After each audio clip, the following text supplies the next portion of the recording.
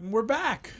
Welcome, everybody, to another episode of Andy's Music Vault. I am the other leg, Andy Nichols, and you may recognize me from my other show that I do with my co-host, Tom Hunyadi, and that's Two Legs, a Paul McCartney podcast. And it's been a couple of weeks, more than that, since I've been able to drop an episode on my own channel, which the last one I did was the unboxing of the Madman Across the Water box set, which I'm still enjoying and recommend.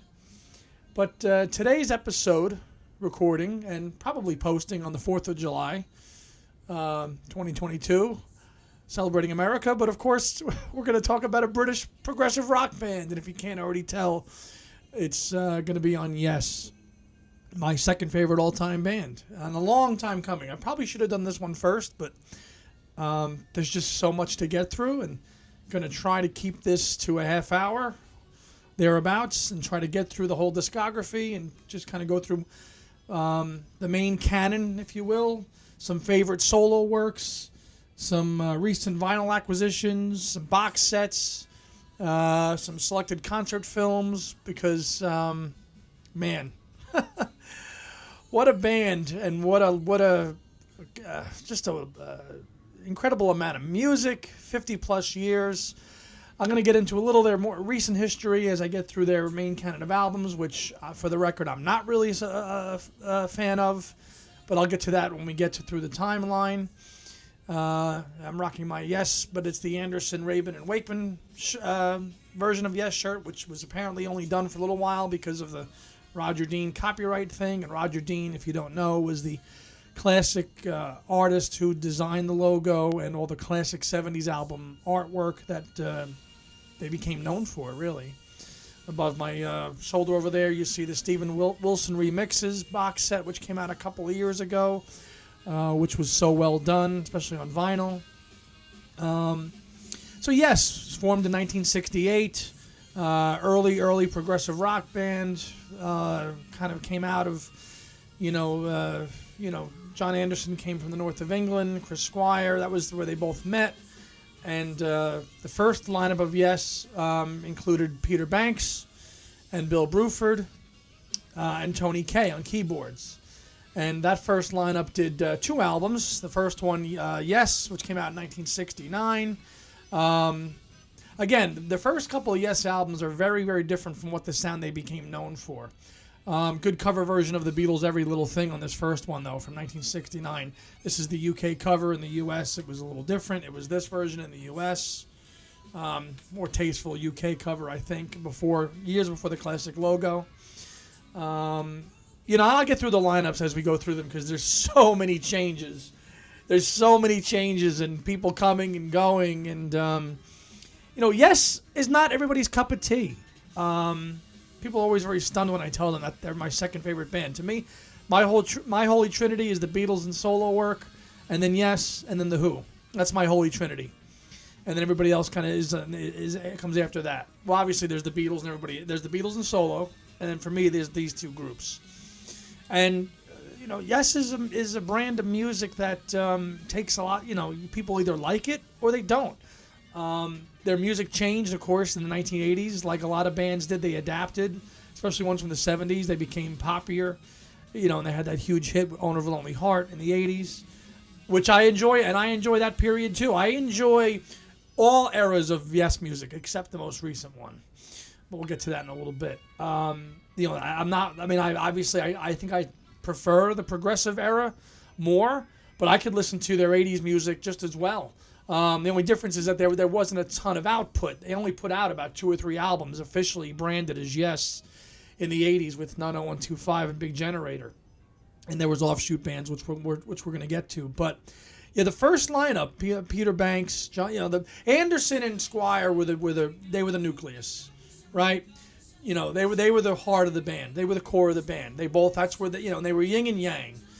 John Anderson's very kind of spiritual person, and Squire was just like a big, party, total opposite kind of people. And Chris Squire sadly passed away 7 years ago with leukemia. And those of you in the Yes world and music world know that Alan White, who later became the drummer of Yes, also just recently passed away last month. So and Peter Banks sadly passed away a few years ago. So a few members of the Yes family have departed, which is sad. But they carry the torch, and that's what Chris Squire, the founding member of the band, wanted. And you got to respect that. The current bass player, Billy Sherwood, who I've seen and I've talked to, and this is what they wanted to do. So God bless them. I can't really get behind it anymore personally, just because it's too derivative. But continuing on, first album 1969 doesn't do that much. They got a really cool cover of Something's Coming from West Side Story on here, and of course a great track on this one called Survival. 8 tracks, first album. Second album, Time and a Word, 1970, with the suggestive album artwork for the UK. This was banned in the US. You had this cover instead, put on there instead, by which time you see Steve Howe on the cover.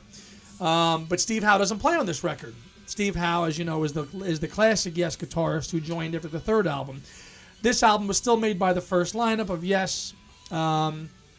Good, the title track, Time and a Word, is a great track. You've got a great Richie Havens number on there called No Opportunity Necessary, No Experience Needed. Probably my favorite song on this album is probably The Prophet. Again, this was Yes experimenting with an orchestra too for the first time on record, which was a big thing back then in 1970. But again, didn't really set the world on fire. And bands were pretty fortunate back then that labels were very carte blanche and just gave them some time to figure it out. Because nowadays, or even now or 5 or 10 years ago, if you didn't make it after the first single or the first album, you were done. So this album really didn't do much either as well. As Yes became bigger, of course in the 70s, then these albums kind of gained a lot of bit more cred. But upon first drop, they didn't really break America yet. They didn't tour. They toured in England. And finally made their way to America late in 1970, I believe, opening for Jethro Tull.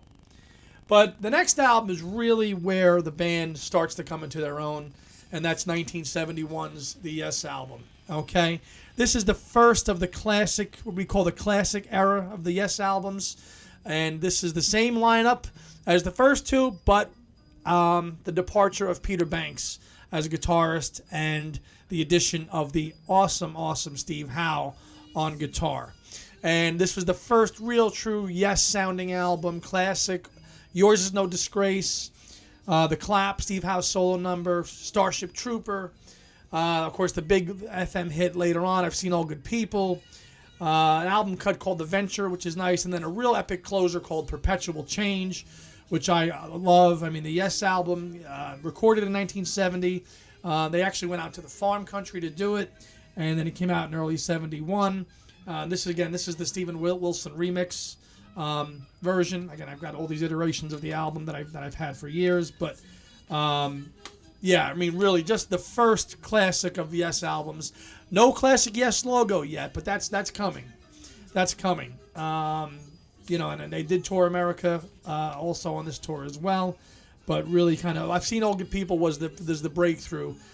Didn't set the world on fire, but it did better than the first two albums, and that was the big selling point. I was like, okay, the label Atlantic Records, who they were signed to, Ahmet Ertegun was like, okay, now you guys have made it, and they've made it, and they really made it on their next record, and that was the album that really kind of broke them in America, and that is 1972's Fragile. Okay, and that again recorded at the end of 71.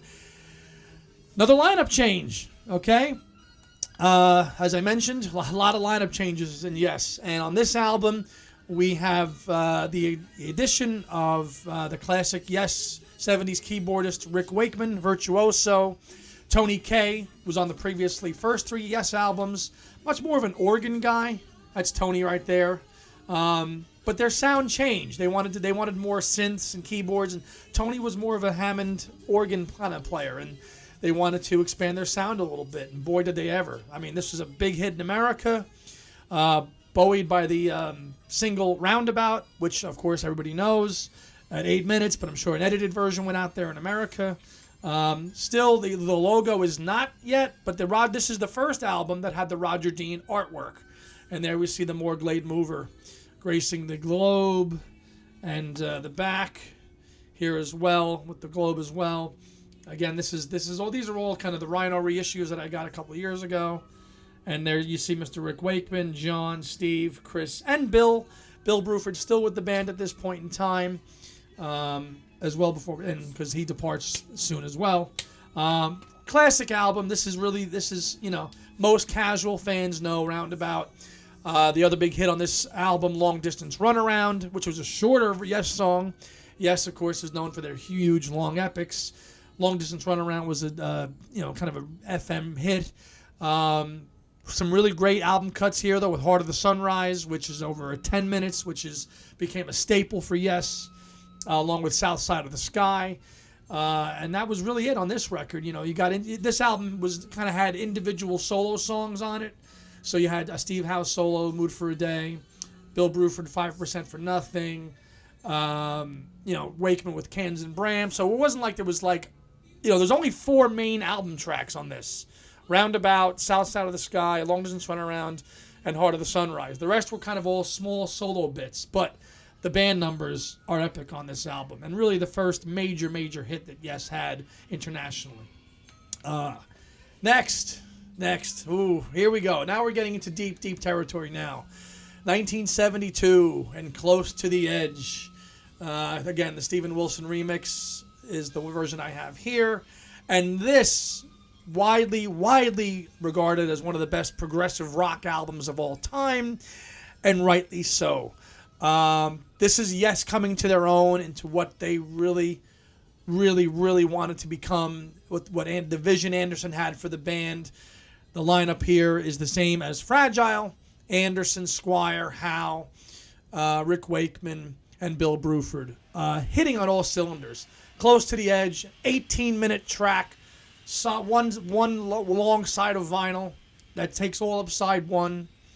Epic, grandiose, moving, inspirational, or any adjective you want to apply. It's like church music. It's like a religion. It moves. There's 4 movements to the song that go. There's an intro and then there's a refrain, and it's everything that proggers love about Yes is what Close to the Edge is. And it's just as good as on side 2. On side 2, you've got 2 tracks, And You and I, which became another 10 minutes, which was another Yes staple. And also the album closes with Siberian Katru, which, again, for the life of me, I don't know what the lyrics mean. And that's the thing. With Yes lyrics, I really don't analyze them. I listen to it because I like how it sounds. Yes, the music and the lyrics are generally inspirational and positive influenced, mainly, and the lyrics are 99% Anderson with a little bit by Howe at this stage. So that's, a lot of religious overtones in the music, of which I'm not really familiar with. I just like how it sounds. I say this on 2 legs too. I don't get caught up in analyzing lyrics or criticizing McCartney over his lyrics. I just like how it sounds. The same philosophy and principle applies to Yes. You listen to all these songs that have religious overtones. I don't know what it means, but I like how it sounds. And then here we've got the gatefold of Close to the Edge. Just really cool artwork by Roger Dean depicting what the band, is Close to the Edge. I mean, this is heavy, heavy days. And really, if you're gonna dive into true progressive rock with Yes, I would actually start with Close to the Edge before you go into Fragile. This is the album to listen to. This is what they're known for. Outside, obviously Roundabout is the hit, but really, if you're really going to be if you want to try Yes and give Yes a try, you have to listen to Close to the Edge. This is the Bible. And it's included in any kind of top 10 best prog albums list. Well, most of them should include it anyway, but this is always at the top of the list. Worth recommending. Okay, lineup change again. Next album from Yes is a live album. That's 1973's Yes Songs. Now, we have our next departure. Bill Bruford, the drummer on the first 5 albums. Yes, Time and a Word, the Yes album, Fragile, and Close to the Edge. He departs, and he joins fellow proggers King Crimson. Bill was much more of a jazzier drummer. Darker, a busier drummer, jazzier. King Crimson was much more of a darker thing. Bill Bruford felt that Yes, by this point, was just going to be recycling themselves with what they were doing, and felt he really couldn't contribute to anything. So he finished Close to the Edge and left, the band began a tour of the States, and Alan White joined, had about a week, 3 days to learn all the material, and the product is Yes songs. And you've got Bill Bruford on a couple tracks on here, and also Alan White on the bulk of the tracks here. And Yes songs on vinyl is a triple album, which did very well in America. Now Yes has made it. They've exploded. They've done big business. Triple live album in 1973. This is before Wings Over America and everything else too. So this is the best of all their kind of that 3-album run that I just talked about. The Yes album, Fragile, and Close to the Edge. That's what's represented here. Nothing from those first 2 albums. So you're getting Perpetual Change and You and I, Roundabout, All Good People, Close to the Edge, Yours Is No Disgrace. You're getting all those big numbers. And wasn't recorded too well. Could use an upgrade, but this is a great live document of early 70s Yes. Now, next, controversial album, and my favorite Yes album of all time. I featured it on the show that we did with Tom on Two Legs on our favorite 30 other albums outside of the Beatles and Paul, and that is 1973's Tales from Topographic Oceans. You either love it or you hate it. And again, this is the Stephen Wilson 2016, I want to say, remix. Ambitious record. 4 songs, 20 minutes each. Okay? Definitely required listening. You can't just throw this on. I've been at parties and I've been in pubs and I've thrown on a track from this album just to see what the reactions are of people, and they're quite interesting.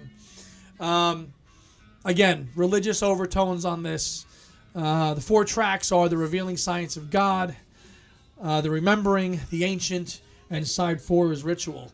Probably side 1 is my favorite Yes track. It's probably my all-time Yes favorite track of all time, The Revealing Science of God. It's the most commercial one on the whole album. That sounds kind of, the most like kind of Close to the Edge. Beautiful Roger Dean artwork here with the landscape. Tales from Topographic Oceans and the rocks and the fish on the back. The album, again, did very, very well before it even was released because Yes had hit, Yes was huge in America and England now. So even before the album shipped, it had sold well because such was their staying power and their impact at this point. They are huge. But, and it's also Alan White's first appearance on drums on a studio record. And what an intro. I mean, you want to listen to Alan White goes from 3 years prior, to playing with John Lennon and doing Instant Karma, and then doing Live Peace in Toronto, and playing on Imagine and All Things Must Pass, which is very commercial pop stuff. And then makes music that is totally 180 in another direction with music like this. It's mind-blowing. It's the album I first discovered when I was a teenager. Excuse me, I was going through my dad's record collection and, having kind of get burnt out on Beatles, and I was just intrigued. I couldn't fathom how one song could take 20 minutes. I remember looking at the vinyl and seeing The Revealing Science of God, 20 minutes and 32 seconds. I'm like, how is this possible? So I just put it on one day, and the rest they say is history. I was hooked. John Anderson has a very high-pitched, voice. It's very distinguishable. That combination with the keyboards and the synths, and I've said before on Two Legs, I enjoy keyboards and synth work. I always have. And this album opened the door to Yes for me. I actually discovered this first before any other classic Yes album, believe it or not, which a lot of people find hard to believe, but it's true. Even for the most ardent Yes fan, and I am, there are moments of this album that are tedious. And there are, especially on side 3 with The Ancient. That track kind of goes all over the place sonically, and you really have to be in the mood to listen to this album all the way through. And I have over the years. I mean, I own probably a dozen copies of it. First editions on CD, second, Atlantic reissues, Rhino reissues, vinyl reissue, you name it. You name it, I've owned it. And I still own it. But it's an album that will remain near and dear to me. Even if the people that I kind of run with in my circles of friends don't get it, it's fine. It means a lot to me, and it always will. I got to see them do 2 songs from this album live in the close to 30 times I've seen Yes since 1998. I got to see them do Revealing. I got to see them do Ritual, I got to see them with Rick Wakeman do that in 2002, and I'm just so just fortunate I was able to see them do that, to do this stuff. So that's Tales. That's Tales from Topographic Oceans, 1973. However, did not go over so well with everybody in the band. Rick Wakeman did not like the music on this album and then left. Again, I told you at the top of this, there was going to be departures and shuffling band members for years. And he leaves after Tales because he felt the music was too padded out and didn't like it. And, he leaves and then is replaced by Patrick Moraz, who later became keyboardist with the Moody Blues. And that incarnation of Yes released in 1974, Relayer. Again, diehards typically kind of cite this as their favorite Yes album. Certainly up there for me as well. Darker album. Much more on the theme of what Tales was. John Anderson was in a kind of... This was the mode he was in at this point, writing these epic long songs. Another album. Only 3 tracks on this album. Side 1, The Gates of Delirium. Basically a battle about, good versus evil, heaven and hell, and how good will always kind of win out in the end. And that's kind of beautifully kind of demonstrated with the closing portion of The Gates of Delirium, which is called Soon, which is done so well. Probably Yes's jazziest album. A lot of how Steve Howe's playing on Relayer is incredible. Just listen to the second track, Sound Chaser. I mean, that's incredible music and guitar playing by Steve Howe on that. And of course, the band is tight. Squire's playing is off the charts. Alan White's drumming is off the charts here. Again, the guy that played on Imagine is playing out of his mind on this album on Relayer. Incredible. Side 3, also To Be Over, another 9-minute track, beautiful, calm, relaxing song. Did very well, but it was not, and this version of Yes was only to be one lineup. Patrick Moraz only did one album with Yes, but it's still widely considered one of their best, and a lot of fans go to it still as their hardcore. Probably easily a top 10 album for me, maybe the lower 10, but definitely up there for me. He leaves. And again, Yes is touring to great success during this time in the States and everything else. They're on top of their game right now. Selling out 100,000. They did 100,000 people at JFK Arena in Philadelphia, Roosevelt Stadium in '76, just killing it. Them and their counterparts. They're ahead of Genesis right now. Genesis went on to have huge success later in the '80s, but right now, Yes is the top dog in progressive rock. Hands down, them and ELP. I don't really put Floyd in that category because Floyd was more of a crossover. I mean, yes, they were progressive, but they were much more. They had more of the pop crossover. So Yes, I think was by and large the top dog in this camp right now. So fast forward a couple more years. Now you've got punk evolving as a big kind of genre right now, and punk kind of takes over. The songwriting has to change. Yes has to adapt to their style to stay current. And what do? They come out with a fresh-sounding album in 1977. Again, only 5 tracks, but the songs are shorter, except for one, and tighter and brighter. Not so deep and dark, as the last couple albums were. And that's 1977's Going for the One. First album not to have Roger Dean's artwork on it in some years. You've got the fellow there in Next to Nothing, standing at the towers in Los Angeles, but you've got Roger's classic Yes logo on it. Top 3 favorite Yes album, for sure. Going for the One. The hit off this album was Wondrous Stories, which was a top 10 hit in America. 3-minute single, awesome song. Steve Howe on the mandolin. But probably one of my favorite Yes songs of all time, after Revealing Saints of God, is Awaken. And that closes the album. 15 minutes, Rick Wakeman on a church organ, literally playing it in a church. This album was recorded in Montreux, Switzerland, and released in the summer of '77.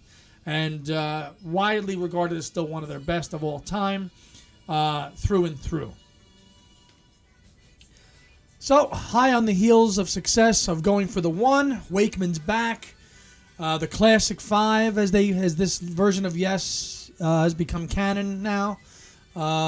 Worldwide tours, a lot of sold-out nights at Madison Square Garden. They're riding high. And the same lineup then in 1978 records and produces the follow-up, Tormato, which is a lesser effort by all accounts, by most people. It's not nearly as good as Going for the One. It's got its fans. I'm one of them. It's not nearly as good as Going for the One, but it is a good record, It's, again, musical tastes were shifting here in the late 70s, trying an aging prog band trying to stay relevant. So one kind of semi-hit on this album, Don't Kill the Whale. I know that core members of the band thought it could have been better. John's songwriting by this point had kind of taken a little bit more of a kind of lighter affair. And if you follow John's solo career, and I'll show a couple of his albums, you can see the trend that his songwriting was going on. There wasn't as many kind of heavy epics on this one, say as Close to the Edge or Fragile, not of that ilk. There are some, though. The album opener, Future Times Rejoice, classic Yes. Release, classic Yes. And the album closer, On the Silent Wings of Freedom. Chris Squire really shines on that track, with his Rickenbacker bass. Some lovely ballads on this album as well, too. Rejoice, Onward, which was written by Chris Squire. So, definitely a band going in different directions. As you can see here, I almost wish this was the front cover here with everybody here. But still a successful record and a tour that followed that carried them all the way until 1979 when they reconvened to do another album, which was going to be produced by Roy Thomas Baker of Queen fame. And these sessions were going to be in Paris, and they ultimately fell apart. John and Rick really didn't have the heart to continue. The material was kind of really drying up, and Alan White broke his ankle skiing. So that kind of ended the band, really. For all intents and purposes, John and Rick left, and that reduced Yes to the trio of Howe, Squire, and White to continue, or not to continue. But John and Rick were very much still in the band contractually through 1980, but they left, and shows were already sold out for 1980, so they very quickly had to kind of come up with another lineup. Rick went back to doing solo work, and John did as well. And I'll get to that again once I get through the Yes canon. I'll get to their solo stuff, selected solo stuff, because there's so much of it. So I just have a few of my favorites chosen. So John and Rick exit, and Yes is reduced to a trio. Who do they get in? So who was hot 1979-80 other than the Buggles with their big hit video Killed the Radio Star, which was the first video on MTV when that came out. So the Buggles was Trevor Horn and Jeff Downs. And those guys were drafted in to Yes, and they ended up producing the next Yes album, which was called Drama. And Trevor Horn, I know those of you who are McCartney fans, he helped co-produce a couple tracks on Flowers in the Dirt. Really was became known as a producer, but was a good musician in his own right, bass player and singer. And following in the footsteps of John Anderson was no easy task. But Drama is a great record. Don't be fooled just because John and Rick are not on it. There's people out there. And I'm a big John supporter, and I'll get to my views on that later. But this is every much as bit a true Yes record as there ever was one. This was much a return to form, okay? Roger Dean's artwork has returned here. Darker album, much darker album. Not as bright and light and optimistic as a typical Yes album is. Kind of harkens it back to an earlier the Yes album. Really heavy. Chris really was the driving factor of the band here at this point. And Steve Howe, making sure that the music was really on point. Machine Messiah to open the album, heavy, epic rock song, almost metal-like. Into the Lens, Run Through the Light, Does It Really Happen? These are songs that are bass-driven, and obviously some excellent guitar work by Steve Howe, but the bass really takes forefront on this album. And closing it out with 6 tracks on this record. Tempus Fugit, Time Flies in Latin. So, again, this bonus CD has some of the sessions from 79 where John and Rick were still with the band, but they were scrapped. And really a 6-song selection for an album in 1980 here for this version of Yes. And there you can see the 1980 Yes right there, okay? But Trevor Horn took a lot of heat, especially in his native homeland of the UK. The UK audiences were not as forgiving for Trevor Horn being the new vocalist in Yes. It was much different in America. I think most audiences didn't even realize that John and Rick were gone. Yes just came in and just played, a great, bunch of shows and sold out. And he's not John Anderson, but nobody else is. But he did as well as he could. Really hard to reproduce those vocal parts. They really are. But he's got his place in Yes history, and it continued on after this album in a non-performing role.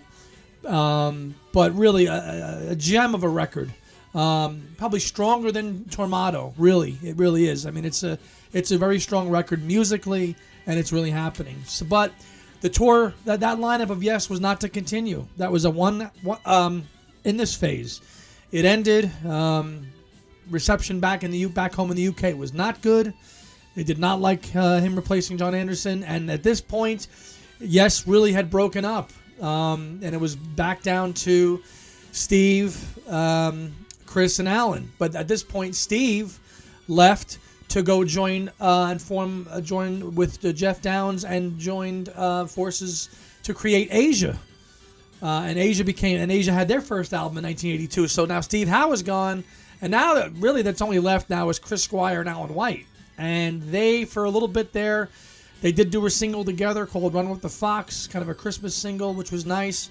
They ended up joining up forces with Jimmy Page, and we're gonna maybe do a band called XYZ, Yes Zeppelin. And they ended up doing some demos, but nothing really came out of that. One song that was done during that session became a later Yes track called Mind Drive 20 years later, but it was not to be. At that point,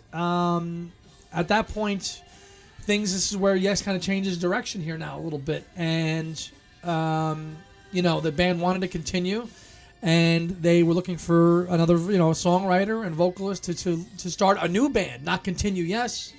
And that person ended up being Trevor Rabin, and the idea was not to call the band Yes. They were going to be known as Cinema. And at that point, it was Chris Squire, still Alan White, and now Trevor Rabin, who had some local fame in South Africa with a band called Rabbit, locally, not that big. And then Tony Kaye was invited back. So this band, they were calling themselves Cinema, and just rehearsing. No idea to really call them Yes again.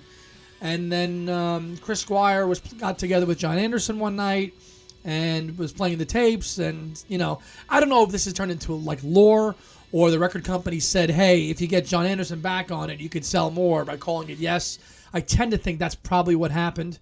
And of course, the mega hit that was produced from this this first of many reunions was Owner of a Lonely Heart. And Anderson comes back to the fold very, very late here in 1982.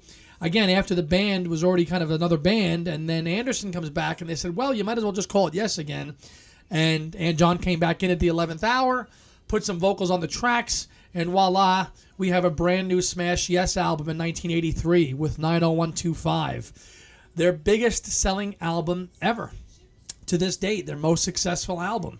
The video age is taken off. Owner of a Lonely Heart, a great video, I'm sure many of you have seen.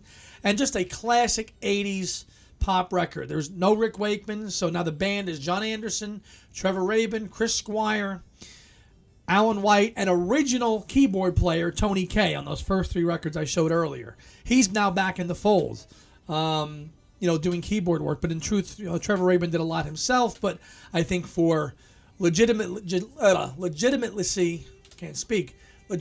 reasons, they wanted to have another member of Yes back in there. So, but Tony played well, and this sent Yes into another era in the 1980s to be hugely successful. And this is such a great record through and through, start to finish. Owner of a Lonely Heart was the big hit. You had another big album-orientated hit with It Can Happen. Changes, Leave It was another big single on this. And even some great deep album cuts like Hearts, written by Anderson and Trevor Rabin. Hearts is probably one of my best Yes songs, favorite Yes songs. Hold On, Our Song, City of Love, 9 tracks. comes out in the fall of '83. Yes is like on par with the Police in terms of, success. This is like the Police and Yes right now. Like in terms of this is big time. Yes is bigger than they ever were in the '70s. Now you've got a new legion of fans that are together now because of the success that this new version of Yes. No Steve Howe, no Rick Wakeman. That's very pop orientated. The heavy prog stuff is gone. Although when Yes does go on tour in the '80s with Trevor Rabin and Tony Kaye, they do a mix of classic Yes and newer Yes. And those recordings are really worth seeking out because you get to hear Trevor Rabin's take on Steve Howe's material, and it's really good. And Trevor Rabin is an unsung hero in the Yes history because he kept the band going. I know they didn't think it was going to be called Yes, but without that shot in the arm and branding the band back together as Yes, it probably dies on the vine, and Yes does not continue. And Trevor Rabin, for that reason alone, is one of the all-time members of Yes because he continued on the band in a new modern way where the band could exist in the 1980s and still revisit their past. And they toured quite a bit in support of this album. And again, as I said at the top, this lineup only produced 3 albums altogether: Rabin, Anderson, Squire, White, and Kaye. They only did 3 records between '83 and '94.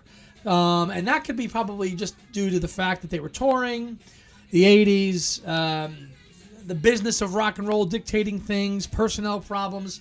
So their next album doesn't come out until 4 years later almost, in September of '87, I think. And that was Big Generator, the follow-up, which was not nearly as successful as 90125, although a pretty decent hit. You had Rhythm of Love, which was the big hit off of this, and Love Will Find a Way. Only 8 tracks, but it did well. Not nearly as good as 90125, but classic '80s, big production all over it. Big, very '80s sounding. Finalize is a great track. Shoot High, Aim Low is a great track. And a nice album closer with Holy Lamb in a typical Yes kind of acoustic, low-key fashion. But again, it's the second lineup of this '80s lineup, and they toured well. But this is where cracks start to appear on the wall again a little bit here now.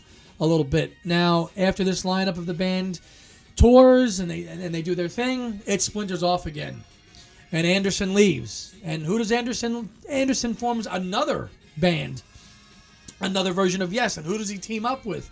He teams up with his old Yes mates from the '70s. He teams up with Bill Bruford, the original Yes drummer, Steve Howe, and Rick Wakeman, and they form an offshoot band, Anderson, Bruford, Wakeman, and Howe, which was much more of the spirit of the '70s Yes.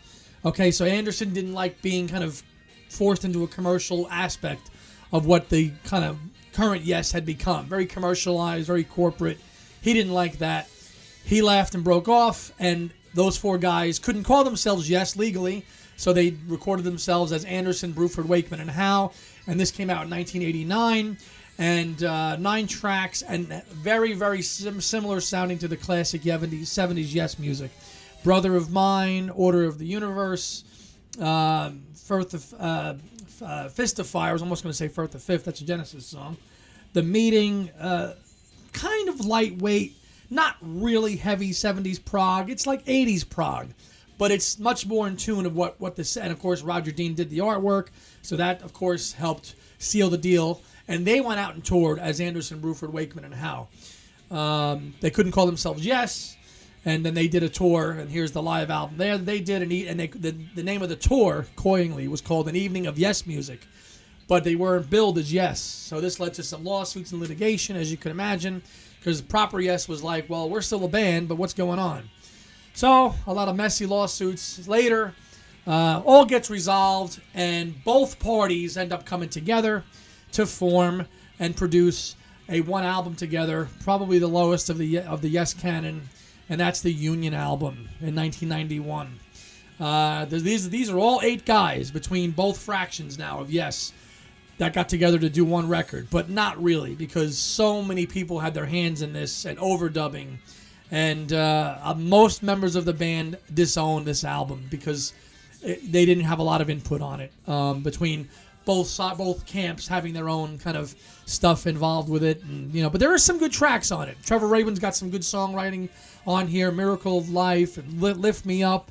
Those are some great songs that he wrote. And so you've got the two Yes camps forming here for one album, which is Anderson, Bruford, Howe, and Wakeman, and White, and Tony Kaye, and Chris Squire.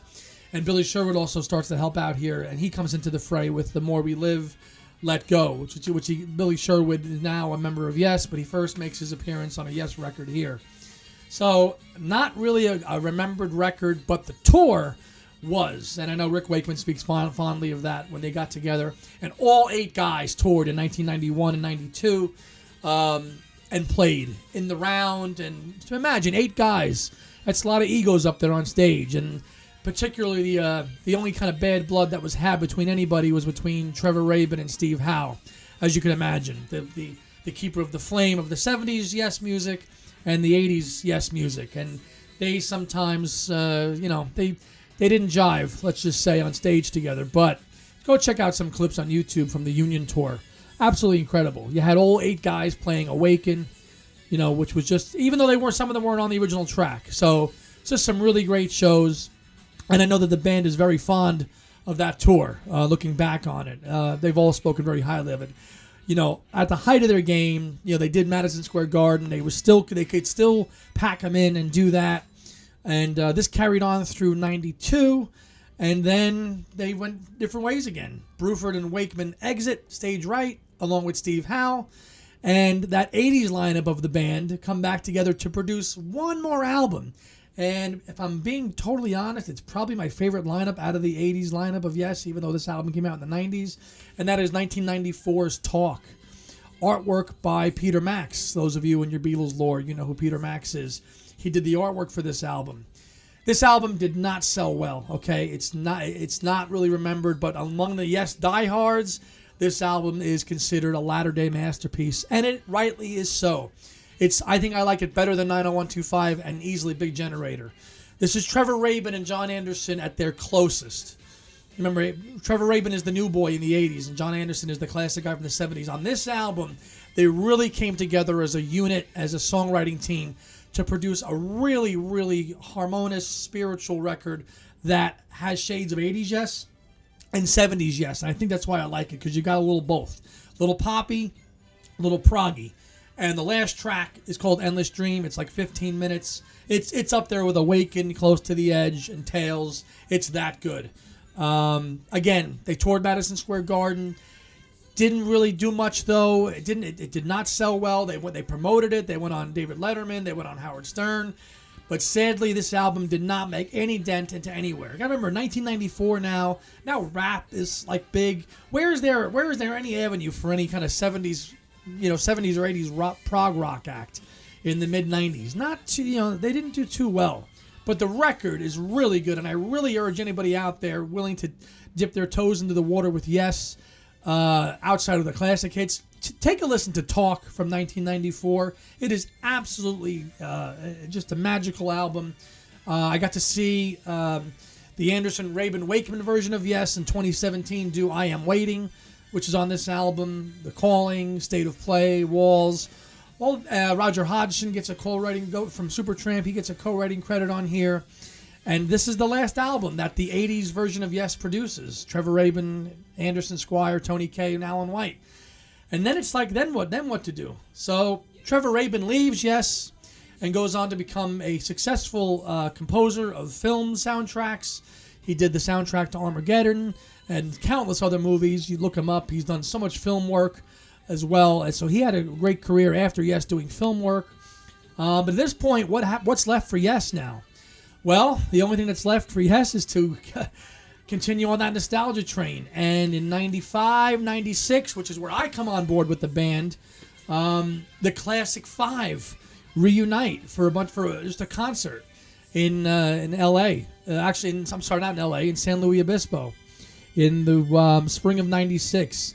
Anderson calls up Steve Howe, Rick Wakeman, Alan White, and Chris Squire, and they get together and they do 3 concerts that become known as the Keys to Ascension shows. And these are the 2 live albums that encompass that. Why they did 2 CDs for one show, I don't know. And also do new studio material. Now this was exciting because this is when I first caught the bug. So back in those days, I was on the AOL chat rooms reading about Yes and what they were doing. So, reading about this concert that was happening and learning all this music and knowing that the classic 70s band was getting back together again. They're doing Siberian Khatru, The Revealing Science of God, Close to the Edge, Awaken, Going for the One, and You and I, Turn of the Century. All classic 70s Yes material. And it's awesome. It's awesome. And they get together to do new studio tracks as well, which are on these live albums as well, but eventually comes out as its own release, Key Studio, which, again, the record company strategy was not really good. Years later, it should have been 1 live album and 1 studio album at the time. The studio tracks come out in 2001 or 2. Try to find this now. This is hard to come by. But they're also on the Keys to Ascension 1 and 2 discs. And the studio tracks are great. Long, future, 18, 19-minute long songs. That is Mind Drive. Really like 90s Yes, trying to do 70s Yes again. And they do it really, really well. And but again, as everything with Yes, nothing is forever. It changes. They were supposed to do a tour. Wakeman didn't like the management, so Wakeman bows out. At this point, Billy Sherwood, as I mentioned, a session bass player on the Talk Tour, also got involved with the Union. He comes back into the fold now as a touring member of the band, and he had done a side project with Chris Squire, and which ultimately kind of became the next Yes album, which is not, it's okay, but it's not nearly as good as the other Yes albums. And that there's some good tracks on it. There really are. But it was a Chris Squire and Billy Sherwood side project that kind of became a Yes album once John and Steve got involved. And that album was 1997's Open Your Eyes, which is very commercial. It's not a well-remembered Yes album. There are some good tracks on it. It was Yes trying to get on the radio again. Open Your Eyes was the hit single. I remember hearing that a little bit. Some good album tracks. New State of Mind. From the Balcony features John and Steve. Man in the Moon, Universal Garden. Again, it was a forced attempt. And I give credit to Billy Sherwood and the band for, we're trying to tour. They had a tour booked with Wakeman, so they had to do something, right? So they did something, and they came up with an album just to get it out there. That's when I first saw them, and it was in 98, was on the Open Your Eyes tour and 30th anniversary tour. I first saw them then, and they played a couple songs from this album as well as the classics. So, and they were great, but it definitely did not have the spirit of a classic Yes record. Now, there was no keyboardist on this record, but later drafted in to replace Wakeman, who had left, was a Russian-born keyboard virtuoso, Igor Koryshev. And that lineup of Yes, Anderson, Howe, Squire, White, and Billy Sherwood, and now Igor, get together and they go to Vancouver in 98, 99, and they write and produce one of my favorite Yes records of all time, and that's 1999's The Ladder. Probably most people don't have this, as a essential Yes album. For me, it is. Why? Because it's Yes trying to do the 70s again. It's like when Wakeman came back in the 90s and they did those throwback tracks. It's the same thing here. Anderson's at the forefront of the songwriting here. You can tell his songwriting is on point.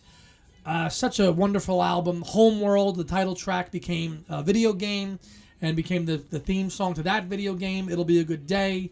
Face to Face, If Only You Knew, To Be Alive, The Messenger, New Languages, Nine Voices.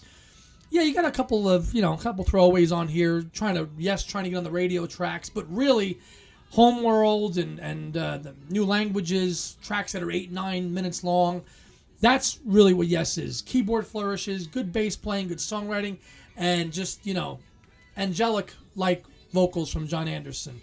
And it's why it came out at an important time in my life, and it means a lot to me still now. It's why when I met John Anderson in 2019, I brought The Ladder on vinyl for him to sign, which you can see right here. I bought this when it came out. It's been since reissued, but The Ladder to me, and he was surprised I had it. He couldn't believe I had a copy of The Ladder in his high-pitched voice. Oh, you have that on vinyl? I said, yeah, John, and he took a picture. So, The Ladder really, for me, is the last great Yes album. They've done a few more since, and one more with John, which was good. But to me, the latter is the last true great Yes album. Okay, live album from that tour, House of Yes. They did a show in Vegas at the House of Blues, which was on DirecTV. I remember like setting my VCR to record it, and just a great show. I saw them on this tour as well. And the Yes touring machine is off and running now. I mean, between 98 and 2004, I think I probably saw them close to 15, 16 times. A lot of times, you know. So I was blessed to have been around to have seen them so many times in this period, and such a fruitful period, you know. So, again, nothing lasts forever. Igor Koroshev, the keyboardist, gets himself into a little trouble. He leaves. Yes is now reduced to a four-piece again. No keyboardist, and they get back together in the studio again, and they record one more album with an orchestra, which had not been done since 1970's Time and a Word. That was the second CD that I showed you earlier. And that album became Magnification, which is a good record. I enjoy it. It ends up being John Anderson's last album with Yes, sadly. And this album, again, didn't do too much. It was recorded with an orchestra. It's very good. They toured with an orchestra. I saw them actually 3 days before 9/11 in New York City. So, and it came out on 9/11. So I have a lot of 9/11 memories with this album, as I do with Paul McCartney and Driving Rain, as we've talked about on Two Legs.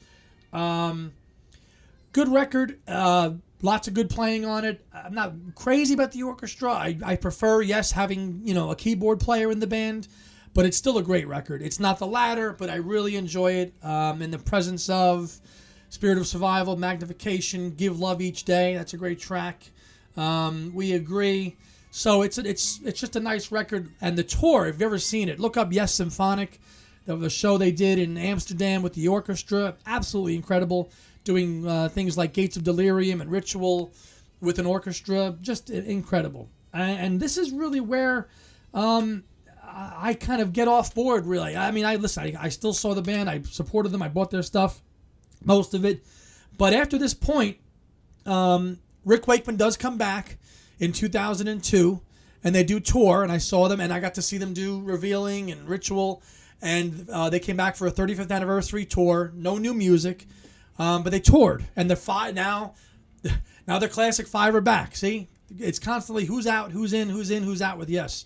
2002 to 2004, you've got the classic five back together again, toured all over the world internationally, saw them boatload of times, great concerts, but no studio work. And at that point in 2004, they take a little bit of a break, and they end up being a couple years break until 2008, when Yes proper comes back together again, but without John Anderson and no new album. They end up touring with a guy by the name of Benoit David. And what, long story short, was Anderson wanted to tour, but got very sick and couldn't. And Wakeman didn't want to tour without Anderson, so his son Oliver came in, and they toured for a while, no new album. And then finally, in 2011, that version of the band ended up putting out an album which harkened back to the original, the original 1980 lineup, with Drama and Trevor Horn, and that ended up being Fly From Here. And this came out in 2011. And you also had the return of Jeff Downes in the band on keys. So you have Rick's son on here a little bit, and also new vocalist Benoit David on here with Trevor Horn producing. Now, this is a good record. Why is it a good record? Because Fly From Here, and 90% of it, is all leftovers and outtakes from the Drama Yes album from 1980, which I showed a little bit before ago. So this is based, and it came out in 2011. So this was even though John's not on this is a really good record. And you've got Benoit David, who sings like John, but is trying to have his own voice, and they end up doing a really good album.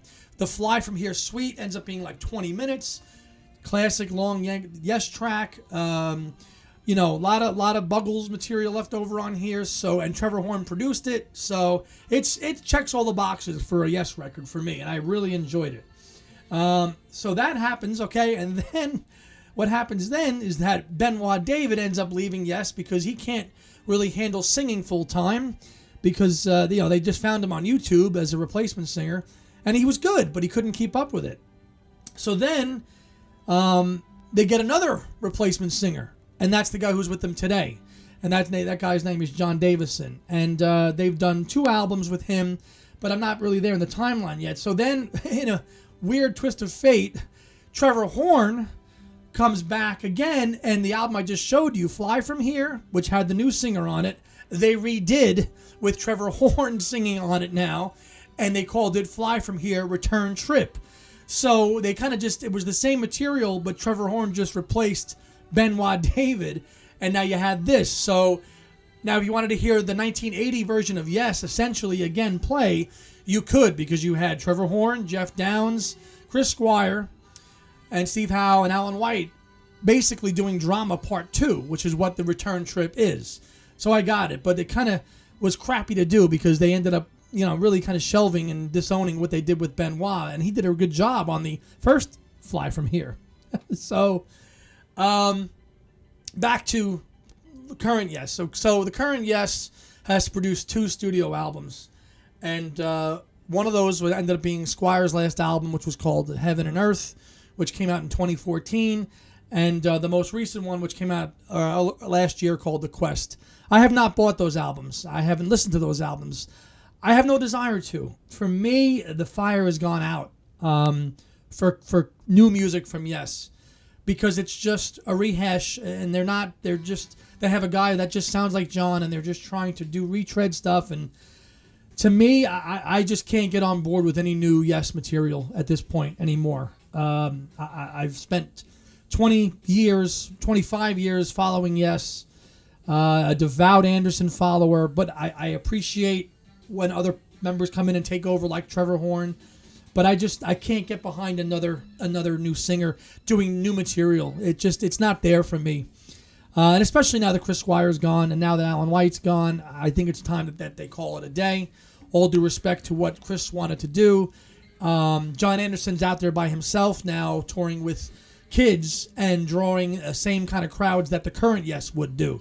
In fact, I'm going to go see him in 2 weeks here in New Jersey, do all of Close to the Edge with high school kids playing with him. And he sounds better than ever. Meanwhile, the current Yes is touring Europe. But I don't want to get into this whole new Yes, but it's just how I feel. I give them credit for keeping on, but I'm just not there with it anymore. Having said that, I have seen the John Anderson-less, Benoit David-less Yes a few times with this new singer. And only because they really changed up the set list. And one time in 2016 they did that. They did most of Drama and 2 Sides of Tales. And I saw that tour, and it was great. Why? Because they weren't just doing the same 70s stuff. They were doing challenging material. And because they were doing challenging material, I said, you know what? I'm going to go. So in 2016 I did. I went to the Topographic Drama show in Staten Island, and I saw them do 2 Sides of Tales, The Revealing and Ritual, and all of Drama. And that was a great show. Why? Because it was newer material. You weren't hearing the Yes album. You weren't hearing Close to the Edge or Fragile. They were doing really challenging stuff, and on that merit, I could really go. And I have all the respect in the world for Billy Sherwood. I think in replacing Chris Squire, he's a phenomenal bassist. He's just a phenomenal person. He's a great guy. I've exchanged emails with him. I've talked to him at concerts. He's a great guy. And I like that the flame is being kept alive there. I just personally can't get on with any new music. But if they did more stuff like this and play deeper stuff, hell, I might go see them again. Now, whatever happened to John Anderson now? Well, Anderson, right around the same time, reunited with Trevor Rabin of 80s Yes and Rick Wakeman of 70s Yes. And they formed their own offshoot brand of Yes. It's very confusing, folks. You need like a PhD sometimes to follow the lineage. But trust me, it makes sense. I know I might be speaking hieroglyphics, but it makes sense. And they came back together in 2017, and they formed themselves as ARW initially. That's all they were, was ARW. Then they changed their name to be called Yes, featuring John Anderson, Trevor Rabin, and Rick Wakeman. And I saw 3 of these concerts. Let me tell you, now I missed the boat on 80s Yes, as you know. I only ever saw the 90s version of Yes with Steve Howe. I never got to see Trevor Rabin or any of the 80s material. So I couldn't wait to go see Trevor Rabin and then play with, John and Rick. And the reason that they got together is that these guys got so well on during the Union tour, especially Trevor Rabin and Rick Wakeman. They bonded, and they bonded well. So you had a 70s guy and an 80s guy, and out of that you had John in the middle, and they were good. You had the best of the 80s, and you had the best of the 70s. And I got to see them 3 times. I got to see them do a song from Talk. I got to see them do On Over Lonely Heart, Trevor Rabin. You know, I got to hear Lift Me Up from Union, which is a Trevor Rabin song. So for me, it was Nirvana. Given the fact that John had not been with Yes proper by this point in 10, 12 years, you know, his last show with True Yes was in 2004. So in 2016-17, John playing under any Yes banner was like an immediate, I got to go see them. And this is a live album from their show they did at the Apollo in England, and can't recommend this enough. It's as Yes as you can get. It really is. And they were backed up by Lee Pomeroy on bass. I forget who the drummer was. But Lee Pomeroy has kind of played with ELO too as well. But really, really great live album. No studio work though. They did not get any studio work out of that band. So that's my Yes canon on CD. I've got loads of compilations and stuff. A couple box sets of, 20 or 30 ticket stubs over the years. When I was preparing this episode, I had to dig through the Yes treasure troves. I've got tour guides and programs and DVDs and box sets, and I think I could do my own podcast on Yes. I have so much stuff. But I knew this was going to be a lot longer than a half hour, and I'm not done quite yet. Yes has a couple box sets they did over the years. This was the very first one that came out. This was Yes years. This came out in 91. So this was basically Yes history from 69 up until 1990, with some B-sides and demos on it, which was enticing as well. So this is a nice one to have as well. Then you had in 2005 a live box set called The Word Is Live. Again, all artwork by Roger Dean. This is nice because it was all live rarities from 69 all the way to the 80s. Then in 2002, when Rick came back, they did this In a Word box set, which again had some more B-sides and outtakes that didn't make it onto anything else. And I remember playing the heck out of this one because I was about 20 at the time when this came out. So this was a big in the car when we had CD players. This featured regularly, the In a Word box set. Absolutely tremendous. Saw them so fortunate to have seen them so many times in that period. Okay, some Yes vinyl, selected Yes vinyl. I already showed you the ladder. And these are kind of the newer vinyl. I mean, I have loads of all the other classic 70s stuff, but this is the Yes live. This is Yes featuring Anderson, Rabin, and Wakeman live at the Apollo on colored vinyl. Got this a couple of years ago. Absolutely just tremendous. This is the Fly From Here return trip with Trevor Horn, basically the drama lineup again. And this was a nice acquisition as well. A couple of years back, they did a live box set called Progeny, songs from the 72, shows from the 72 tour. And that's what this is. This is highlights from 72. Basically, it's Yes Songs, the Yes Songs album I showed you earlier. It's just a kind of another package of that same set list, but from different venues on that Close to the Edge tour in 72, but better recorded. And of course, classic Roger Dean artwork as well on here. Other Yes rarities on vinyl that are hard to come by. Magnification on vinyl. This was done a couple of years ago. I think Eagle Records reproduced it. 3 sides as well. Again, always kind of hard to find. This later vinyl that's been reproduced as well. One I got not too long ago. Again, I'm not a huge fan of it, but it's got nice colored vinyl. Open Your Eyes, which came out. This is a limited run of 3,000. Red and orange vinyl, like the Yes lettering on here. Again, collectible. And again, if I'm in the mood for like that Billy Sherwood kind of version of Yes, which I am sometimes, I'll throw this on. And then one of my favorite ones, of course, is a repressing of the Trevor Rabin album Talk, the Yes album, Trevor Rabin's final Yes album Talk, which was on the Music on Vinyl label. An original copy of Talk was pressed on vinyl in '94. It goes for like $200. It's a lot of money. But yeah, this is no gatefold, but just a special one in my Yes vinyl collection. Again, I've got all the classic 70s and 80s, in the other room, but I just wanted to pull out a few of my vinyl repressings that I do enjoy quite a bit. Let's go to some concert films, okay? They've got a ton of them as well. Okay, we got Yes Songs, the first original one from 73. This is basically the Yes, this is a video version of that album.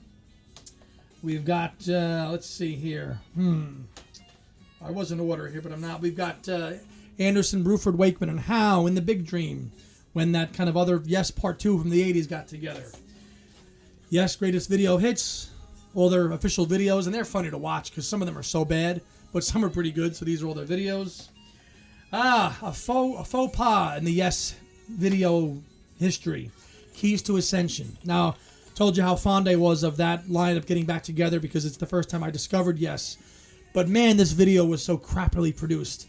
It just should have been a wide shot of the stage of the band playing, and instead we get these 3D images of nonsense, of picturescapes and people kind of over the music, which really is a shame because this album, this live concert should have been so documented better because it was so historic. You know, there was 3 nights in '96. Those 5 guys got together and did this, and to have this kind of B-level, C-level film with these video effects overlaid the concert footage is a real pity. If somebody ever found that footage and did it proper, God, I'd pin a medal on that person because it needs it. House of Yes, as I mentioned, from the latter tour. This is the show at the House of Blues in Vegas. Remember it well. Yes Symphonic in 2001. One of the best ones ever. Okay. Yes Speak, documentary from 2002. Yes Live at Montreux, Switzerland. This is with Wakeman back as well. As I remember, that 2002 to 2004 period. That covers that kind of, and really Wakeman's last hurrah with the band really ended up being. And finally, one of the last concerts that he did with them was the 35th anniversary tour, the Songs from Songus. And this was a show that the Classic Five did in 2004 from Lowell, Massachusetts. I ended up seeing them, I think, a night or two prior at the Garden. And this was an epic. This was the last time Yes played arenas this big, was in 2004. They've never been back to arenas of that size anymore. So really, the Songs from Songus is the last time you get the Classic Five together before everything kind of changes. And then this is the documentary Classic Artists, about a 3.5-hour documentary, which I discovered about a decade ago. Full, made with the band's cooperation, recorded with the band, covering Yes up until that time. Probably the best one out there. There's Yes Years, but that's outdated now. This is too, but this at least goes up until about 2011, I think, or 2010. So this is really awesome to watch, comprehensive. Some solo stuff. I could do a whole other episode on solo stuff, but I'm just going to hit the highlights here. Anderson, I think I'm a huge fan of on his own. So I've got a couple of things here as well, if I can just separate from the pile. John's first solo album, Elias of Sun Hillow. This is a Cherry Red re-release that came out last year. Expanded. Such a great job. Came out in '76. While Yes was taking a break in between the Relayer tour and going for the one. Great Yes. That's not a Yes album, but it might as well be. It feels like one. And then I think my personal favorite John album, Song of Seven, from 1980. This was done right after he and Rick left Yes, right after Tormato. Little poppy, but very proggy in spots. My overall favorite John Anderson album. Just amazing. Also, the follow-up to that, 1982's Animation. Great record again. Jack Bruce features on it as well. Animation, the title track. Just Yes quality. Yes quality stuff. 2016, John Anderson did a collaboration with Ronye Stalt of the Flower Kings. I hope I said his name right. Also has played with Steve Hackett, and they did a really great album called The Invention of Knowledge. And this, again, spirit of Yes is all over this record. It's a rock album. John's done a lot of new age stuff, a lot of avant-garde stuff, chanting stuff. John's at his best when he's with a band, not solo. When he's with a band and he can really shine and they're rocking, and the Invention of Knowledge album has got that as well. So that's John solo. John, as you know, also did a lot of collaborating with Vangelis, who just passed away. Chariots of Fire fame. My favorite album that they did together was an album called Private Collection from 1983. Got a nice 22-minute long song on this one called Horizon. So it's a mixture of that Vangelis type kind of movie music, Blade Runner-ish, and then John Anderson. So if you like John Anderson's voice and you like Vangelis's, compositional style, seek out the Johnny Manganiello stuff because it's worth having. Chris Squire, Yes bassist, did one solo album, and it's worth getting. Fish Out of Water came out in 1975. Features former Yes drummer Bill Bruford on it. 5 tracks, but really rocking. Probably one of the best Yes solo albums ever, and that's Fish Out of Water. He only ever did one, so Fish Out of Water, highly worth getting if you're a bass guy. And then, I forgot about John. John, a couple years ago, did 1,000 Hands, his last new album that he did with a full band. Got to see him twice on this tour. Absolutely awesome. Good record. Little reggae in spots, little rocking in spots, but look at all the people that are on this record. That's why it's called 1,000 Hands. He's got Steve Howe on it, Alan White, so loads and loads of people on it. But this is a good album as well too. Now we get to good old Rick Wakeman, who's got 1,000 solo albums. I've only picked a handful because they're my favorites and the ones I listen to the most. Okay, if you're any Rick fan at all, you've got to have his first or second solo album, Six Wives of Henry VIII. That's classic. It worked its way into many Yes set lists, the solos of that. And then his biggest solo album ever, of course, 1974's Journey to the Center of the Earth, which is just classic. He redid that album again in a modern context with new musicians and new artwork with Roger Dean in 2014. And based on the Jules Verne novel. Again, great keyboard work on there and some narration as well. And then he did a sequel to Journey to the Center of the Earth and called it Return to the Center of the Earth. And this came out in 99. Has some guest vocalists on it. Ozzy Osbourne guests on a track called Bury Alive. So if you ever wanted to hear what Sabbath and Yes might have sounded like, check out the track Buried Alive, because that's an awesome track off of this. And then his most recent one, which I got at his show last year, The Red Planet, Rick Wakeman and the English Rock Ensemble. This is, again, Rick has lots of albums where it's just, pianos or keyboards. This is Rick with a band. And it's the kind of, I've harped on that with John in solo and Rick in solo. These guys are better when they have bands augmenting them. So this is a true prog rock album. It's instrumental and highly recommended if you're into that. So that's just a little bit of a dive into Yes. It's I knew it would be a longer episode, but with all these albums and all these lineup changes, I knew it had to be. Off the top of my head, favorite all-time Yes albums, I'll go top 5. I'll go Tales from Topographic Oceans, Going for the One, Close to the Edge, Talk, and The Ladder. Those are my top 5 Yes albums as well, and for sure. So let me know what you guys think in the comments. This was a long one, but I knew this was going to have to be done at some point.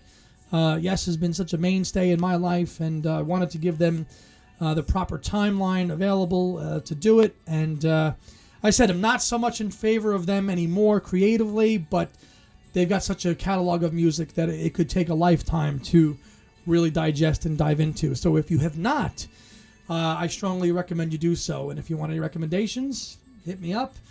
Watch the video, pass it on, and let me know what you think. But that's it for this installment of Andy's Music Vault, the Yes style, which probably is going on about an hour, a little over now. So I appreciate you folks tuning in, and I'll have another one of these up probably in a couple weeks. Let this one get out there a little bit, and I'll be back with Tom doing two-leg stuff all throughout the month of July. So stay well, everybody. Stay safe, and see you next time. Bye.